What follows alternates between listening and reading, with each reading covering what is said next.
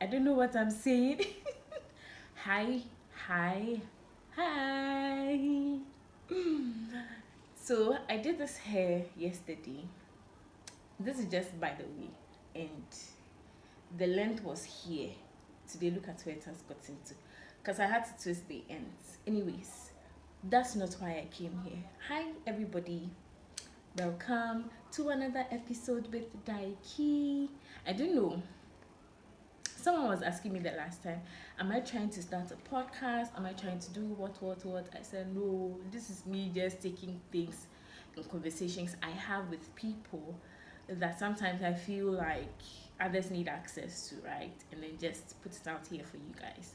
So if you watched any of my previous videos, I love you. Okay, thank you for being part of this YouTube community we are trying to grow, and I'm hoping that we can keep doing this even in 2025. So I'm Daiki Antonio. If this is your first time being on this channel or stopping by, you're welcome, and I'm glad to have you here.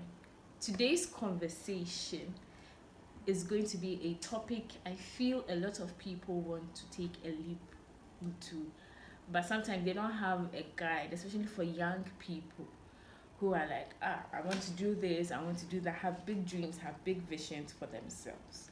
So it's what I saw someone post the other time. So she posted that she was looking for investors for her business, right? And I told her that she doesn't need investors. She needs to start with what she has. So we're going to talk business today. And yes, I have a lot to share because this is coming from at least a 3.5 year journey. And so if you are seeing this whether in 2025 or before 2025, take these as nuggets or tips from my experience, my learnings, my observations. Okay, it's from a personal point of view, not as a business owner per se, when it comes to business and what you need to do.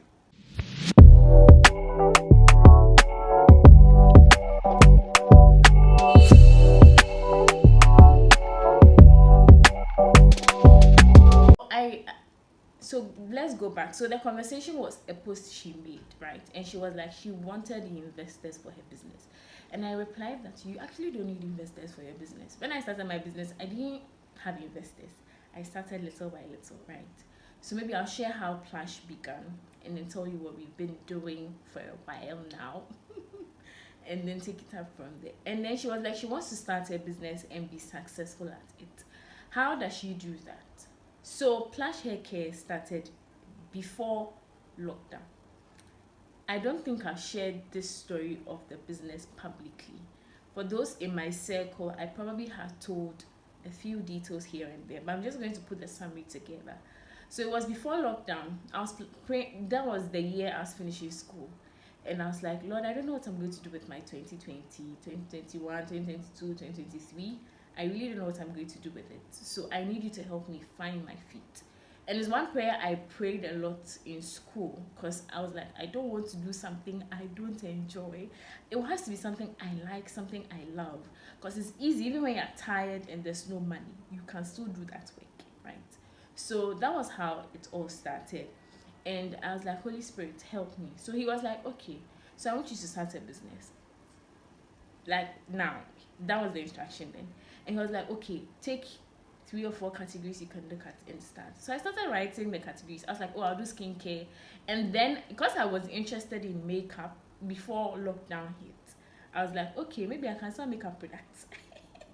I can sell makeup products and then add skincare to it. Because I liked the fact that I used to take good care of my skin. It's not now that I've become haywire about it. It's not taking care of me back. If I don't know if what I'm saying makes sense. So yeah, I was like, okay, let's do that. Then fast forward 2020. I mean, just in February when I had that conversation with the Holy Spirit. March, they announced lockdown. So I was like, okay, we are at home. There's nothing to do. School, we are not going. The schools who are finished, we don't know whether I'll finish. We don't know whether Rapture is coming or not. And I was like, okay, so let me start looking for avenues or products I could sell. So it was between skincare, makeup, and hair products. So I started with skincare and hair products. Then with time, I realized that no, there's an issue all the hair care brands are not really solving. People are looking for solutions that don't necessarily deal with products. So 2021, just after we had celebrated the first anniversary, I was like, let's start digital products that deal with issues people have. So we started from there. We've helped at least, per my number, the people who have taken classes from me, I know I've helped at least 40 people. That's the least. Grow their hair care journeys at different angles and different steps. Obviously, with time, we've grown and grown and grown. Now where we are almost hitting year 5, right? I don't know what the vision is for year 5. The plan is to one day, aside have our own salon space, be one of the manufacturers of hair care products in Ghana. Not necessarily just hair care. If with time we have the capacity to add skincare to it, we would. So that was how the conversation started. And I think that there are some tips if I'm to start business afresh again, I think I would do that I'm going to share with you here for free. And if you are looking to start any kind of business, always understand this principle that your why needs to be very, very clear. So why do you want to go into business, or why do you want to do a particular business? When you are able to find the answer to that, it becomes easy to navigate your way through. Moving on from there, when you find your why, you need to find what you want to solve. The whole idea of a business is to solve problems or to be a solution provider to the issues people have in our society. So I know that for some businesses, they just do it as a means of making money. However, the only reason why people would keep paying you money is when you are giving them value. So what value do you want to give to the people in your circle? What value do you want to give to your target market? What value do you want to provide with them? If it's just in terms of pricing, product offering, I'm sorry I'm getting a bit technical, but these are things you need to know. So if it's in terms of your price being cheaper, or the things being quality, or the things being luxury, I think that word luxury, quality, we tend to overplay with them a lot. And so it doesn't really have the meaning, because when we say something is luxurious, it means that it's a very expensive kind of item and it's not something you'd easily find around, right? So that's the meaning to luxury. Okay. And so if that is what you're looking at, you need to first find the why, then now know who you want to serve. So who are your target audience, or who's your target market? Who are you trying to sell this business idea you have, that they are willing to take value you have in exchange for money? You see, a lot of times what I realize people do is they get the idea in their head, they just jump on it. And so they don't take their time, take conscious steps to analyze what it is their target market needs. If you go into business thinking about what you would get, I'm sorry, even though what you get has to be a focal point, okay, it has to look at what you can give, because it's what you can give that others would give to you for you to get. So when I started Plush Hair Care, I looked within my circle of friends. I had someone who sold perfumes. I had someone who sold shoes. I had someone who, like, literally bags, clothes. Those were easy things. But hair products, and even understanding the type of hair products for hair types, I really didn't have someone like that. So that's even a mistake I made in the beginning, to sell to friends and family. With time, what I realized is they would only support you to the extent where they've seen that what you are doing is making sense, or what you are doing is bringing in money, or what you're doing is making profit. So if your goal is to sell to your friends and your family, or your target audience is mainly friends and family, take it from my experience. Don't start that way. Rather, if you're going to start, what I'd advise you to do is look for people you know who need what you have. So maybe yours is a clothing line. You want to create ready to wear items like what I have on, right? What you're going to do is not just start creating ready to wear. Take a survey. Ask the people around you look at the age bracket of people you're looking for, make a survey, and share it with people that you just want responses to see. So if I'm buying a ready to wear, how much do you think I would buy it for? What style would I look at? Am I going for simple, classy, bougie? Am I looking for something that's just extraordinary, something that is simple but has a sophisticated touch to it, or has a modern look to it? Or I'm looking for maybe something that has olden day vibes, but it's a very simple style, but it's very unique to me and my brand. So when you're able to assess those things, then you can now move on from there. So it goes back to finding your why first and most importantly. When you find your why, you now find the people you want to serve to and know the kind of value you want to give them. If it's just about pricing, again, that could be a false. Because someone might give others, your customers, value that you might not be giving them. They might even give them value as well as pricing that you are going only for pricing. So if you're looking at a successful business, and this is for businesses that want to stand the test of time. So it's not something you just do in a year to, when you don't see the money come in huge sums, you give up. That is why I said you need to find your why first. Answering that answers a lot of things for you. The next thing will be to create a structure for your business. Now, how's this structure going to look like? Let me try and break it down. So again, a lot of mistakes I see young people do when they want to start a business is, once they start, they don't really put a structure to the business. So they don't really have a framework they use. When I say framework, like there's no model to their pricing, so they just use emotionalism to price. There's no model to their customer experience journey. So from the time the person says, I want to order this, to the time the person delivers, for a lot of business owners, they don't think about the structure that comes into play there. Also, when they think of hiring people, for business owners that will do jobs with others, they don't also look at how they want to hire, what caliber of people they are looking for, and all that. For a lot of people, immediately their business ideas drops. It's just how to get the product, how to sell it, and how to market it. So you see that a lot of people spend so much on marketing, which isn't bad, by the way.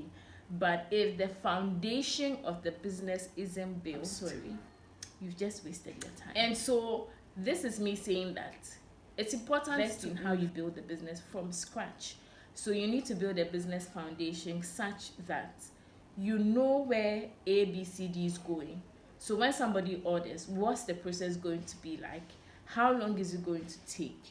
And what's the process for delivery? It's not just a matter of having it in your head, because the thing with having it in your head is you tend to forget. So write it down on a sheet of paper and keep it in a book, or you can create an Excel template or even a power presentation, or use Canva. There's so many resources you could use to create that template, right? And have that framework done for the business, such that even if, let's assume that you don't die, but somehow you pass on, and that legacy has to continue with a family member, a friend, it's easy for them to pick what you have started and build on it, right? So I feel it's valid and a very necessary thing to do, because a lot of business owners, myself inclusive, always think that marketing is where the attention should be. But the structure for the business is even more important than how you market, and as well as the products you have.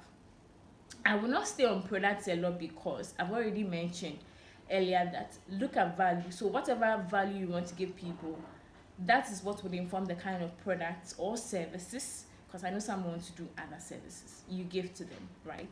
So this is the little I can say on this portion. Now, for you as the business owner, as long as you start the business, it's important to invest in yourself and invest in gaining better knowledge about the field you are in. So let me use myself as an example. I started Plush Hair as an amateur, so I didn't know a lot of things about hair. I was literally being taught by the Holy Spirit and a lot of articles or research articles doctors have done when it comes to hair, skin, and nails, but mainly hair, right?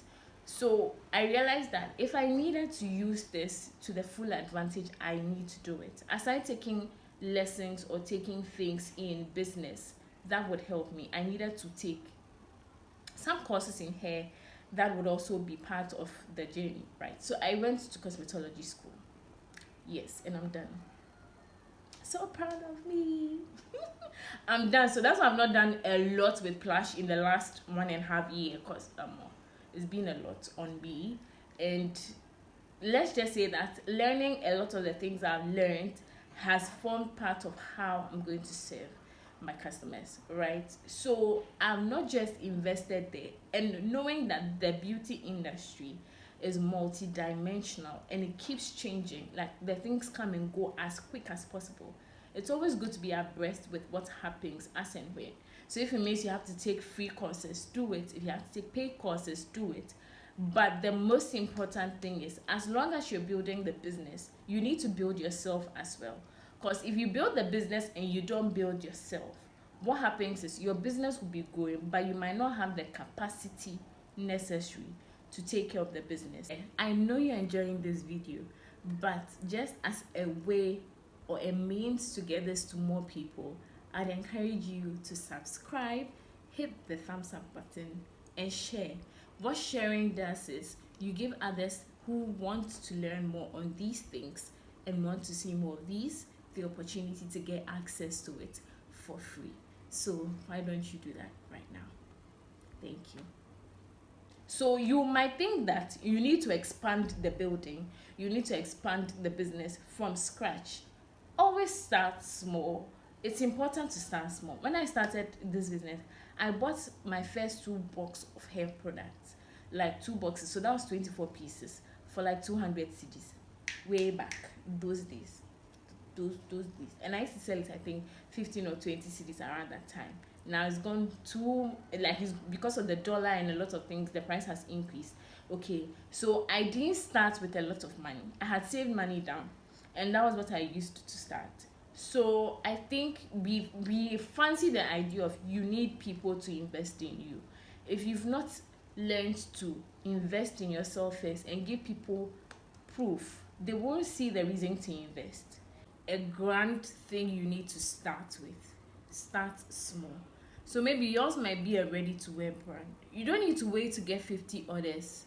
I mean, a lot of us dream big. I'm not saying don't dream big, but don't dream big and limit what you have and not use it because you don't have access to huge resources. Then the next tip I'll share for anyone who wants to do business in 2025 is to understand that there are good days and there are bad days in business.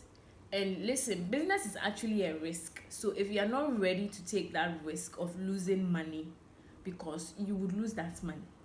You see that thing where you tell people payment before delivery, and you decide to overlook it sometimes for some people and say they should pay. That's one. If you don't place it well, you are likely to lose money, especially when you have to deliver to people who you don't know. So it's important to have those structures there. And then when it comes to the bad days, you need to understand that everybody goes through a bad day, even a business. So it's not all the time you'd make sales. However, the only thing that would keep you going when you're not making sales is to assess, one, is it that my pricing is wrong? Is it that I'm not profitable? Because if you're not profitable and you keep running at a loss, I'm sorry, you're out of business. And then two, I think you also need to look at how you spend your business money. So when I started, I used to put everything I get from sales back into the business. And I went and asked one of my friends, and she was like, oh, what she does, her model is to take the profit out and put it back as reinvest it into something else for the business. And I was like, okay, that makes sense. So I started doing that. So you realize that I might not have a huge amount because the profit margins might not be huge. But if the profit margins are huge, you need to learn to invest back into the business. So what we call reinvesting. It doesn't necessarily have to be into the business. It could be into any portfolio. I don't want to get technical here. That would generate you an interest on the money you have as profit, right? But that thing where you'd have the same Momo number, you're using to take business money and you don't have a record of tracking it, that reminds me. Because I have to laugh first. You see that thing about record taking? that was one of the things I didn't take serious. So if you are starting afresh, take this as my advice. There are two apps I use currently: Zoho Invoice and Daily Sales. Zoho Invoice for invoicing. Even though I don't send people receipts, if I've not sent you receipt in 2023, 2024, apologies, it's not my fault. But I have your receipts that I can send to you if you want. So Zoho Invoice helps me invoice people. Like, it's an app on, I use it on my Android too. So I downloaded the app. I just indicate the customer details, what products they buy, how much the quantity, if there's a discount, what discount applies, whether percentage or amount. I indicate all of that there and I put it there, right? So doing that, what I realized was I was making the money. Like, first 3 years I was making the money, but I was not seeing where the money was going, and I didn't understand it. So then I realized I needed to start taking records of how much came in, how much went out, to see whether I'm making a profit or I'm making a loss. So if you don't have a record keeping system, you can use Daily Sales app, you could use Zoho Invoice, right? You could use those ones and then just track how you get money and how you take money out. Also, if you know you are not disciplined with money and you cannot what's the word, you cannot discipline yourself enough to separate business money from personal money, it's important you get another number or another phone, especially in Ghana, when you know that you get mobile money from people and you end up using to buy credit and other things. Me as a business person, I don't like cash. Holding the money physically, don't give it to me, because when I see it in my hands, I'm tempted to use to buy water, I'm tempted to use to buy fuel into the car, I'm tempted to use to buy other things I need as I go about my day. So that's why I'll give you Momo, that send me Momo on the day. I have to go to somebody and withdraw it. Do you get it? Or I have to use to pay for something. But before I even do that, I would have given myself a lot of reasons not to. Charges, so many things. Even though charges will not take anything much. Like, it's just chicken change. Anyways. Like, that's how. So if you give me cash, I'm sorry, you worried me. Because now I have to look for vendor to put it ASAP. Or look for, if I have money in my account, transfer from my account to my business wallet. And they know that becomes personal cash now. So that I don't spend business money, because it was a struggle in the beginning. I found my way around it. Also, if you want to start a business, one of the great things I'd give you is to register the business, especially if you want to do it long term and not something you would do and after a while you feel like I'm no more interested. When you do it for like a year or two, it's important to register the business. I'm saying this because I lost an opportunity to get funding for Plash in 2022 because it wasn't registered. That was the wake-up call I needed to go and register it. Was it 2022? No, 2023. That was the wake-up call I needed, that Plash needs to be registered. So I then contacted someone to help me with the registration.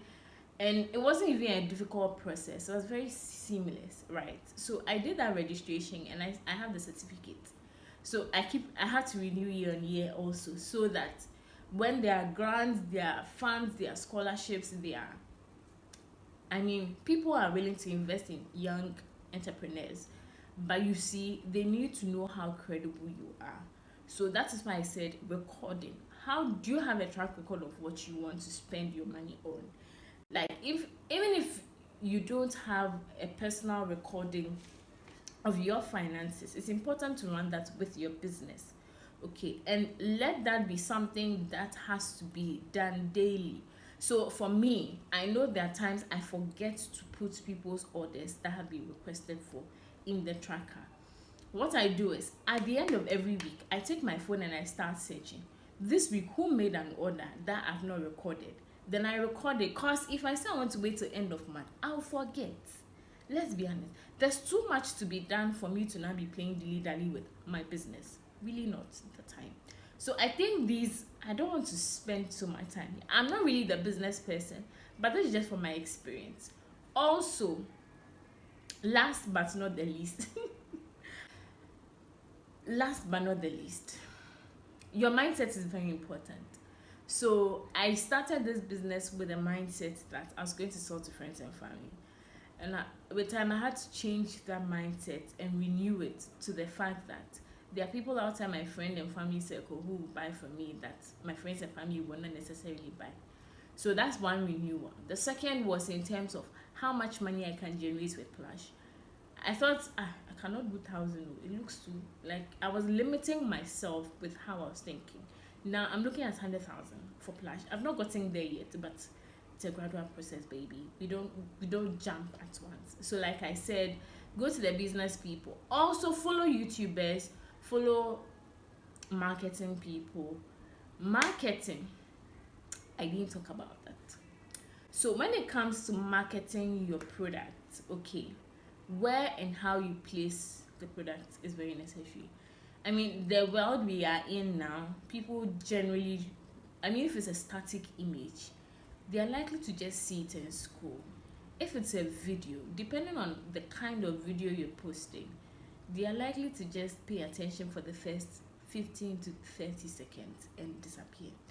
I watched my IG analytics for Plush the last time, and I was shocked that the watch time was like 30 seconds or 30, yes, 30 seconds. And here I am doing videos 3 minutes, 4 minutes. I said, no, I'm not going to continue that journey. So I've learned to take the metrics and the understandings of things that go on very important. So my point is, take that conscious step to learning and evolving as a person. It then reflects when you implement it in your business.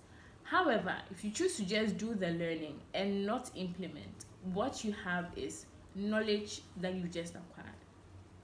And I'm saying this for myself also because there's a lot I've learned from Patty that I've just scratched. I don't think I've scratched, even if you had to put on a scale of 100, I don't think I've scratched up to 50% of what I've learned. I think I've scratched just 10 or 15. But 2025, now that we are back to Plush, we're gonna go in stronger, okay? So I'm gonna tell you what we do and how we can help you. But I feel like I might have spoken on a lot of things. If there's something I haven't spoken on and you want me to make another video out of this, please leave a comment in the comment section down below. I'll be reading. If there are some I can respond to, I'll respond, and then we take it from there. Bye guys.